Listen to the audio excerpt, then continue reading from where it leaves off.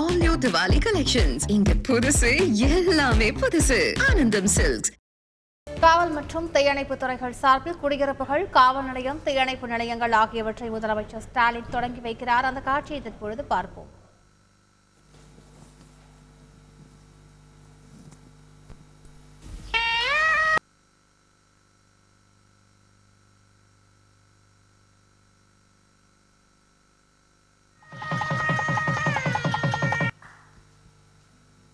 மாண்புமிகு தமிழ்நாடு முதலமைச்சர் அவர்களால் காவல்துறை சார்பில் கன்னியாகுமரி மாவட்டம் நாகர்கோவிலில் 128 காவலர் குடியிருப்புகள், புதுக்கோட்டை மாவட்டம் மழையூரில் 29 காவலர் குடியிருப்புகள், சிவகங்கை மாவட்டம் பள்ளத்தூரில் 12 காவலர் குடியிருப்புகள், ராமநாதபுரம் மாவட்டம் ராமேஸ்வரத்தில் துறைமுகம் காவல் நிலையம், திருப்பூர் மாவட்டம் வீரபாண்டியில் காவல் நிலையம், செங்கல்பட்டு மாவட்டம் ஊனமாஞ்சேரி தமிழ்நாடு காவல் உயர் பயிற்சியக வளாகத்தில் ஒருங்கிணைந்த இணையதள குற்ற ஆய்வக வளாகம், திருப்பூர் மாவட்டம் திருப்பூரில் மாநகர காவல் ஆணையர் அலுவலகம் என மொத்தம் 56 கோடியே 26 லட்சத்தி 70,000 ரூபாய் மதிப்பீட்டில் கட்டப்பட்டுள்ள 169 காவலர் குடியிருப்புகள், 2 காவல் நிலையங்கள் மற்றும் 2 காவல்துறை கட்டடங்கள், மேலும் தீயணைப்பு மற்றும் மீட்பு பணிகள் துறை சார்பில் தேனி மாவட்டம் போடிநாயகனூரில் தீயணைப்பு மற்றும் மீட்பு பணியாளர்களுக்கான 10 குடியிருப்புகள், சென்னை மாவட்டம் தியாகராய நகர் மற்றும் மணலி ஆகிய இடங்களில், மதுரை மாவட்டம் மீனாட்சி அம்மன் கோவில் மற்றும்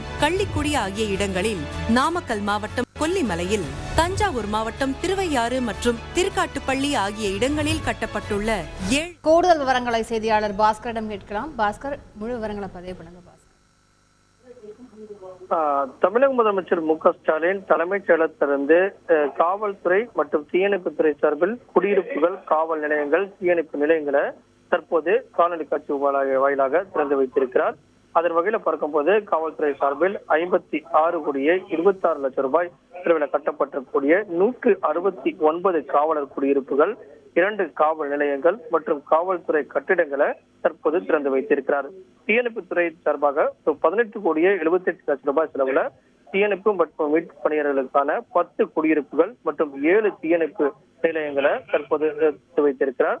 அதைத் தொடர்ந்து தடய அறிவியல் துறையின் சார்பாக 3 கோடியே 75 லட்சம் ரூபாய் செலவுல கட்டப்பட்டிருக்கக்கூடிய தடய அறிவியல் ஆய்வக பிரிவு கட்டிடத்தையும் தற்போது தமிழக முதலமைச்சர் மு.க.ஸ்டாலின் தலைமைச் செயலகத்திலிருந்து காணொலி காட்சி வாயிலாக திறந்து வைத்துள்ளார். கூடுதல் விவரங்களுக்கு நன்றி பாஸ்கர்.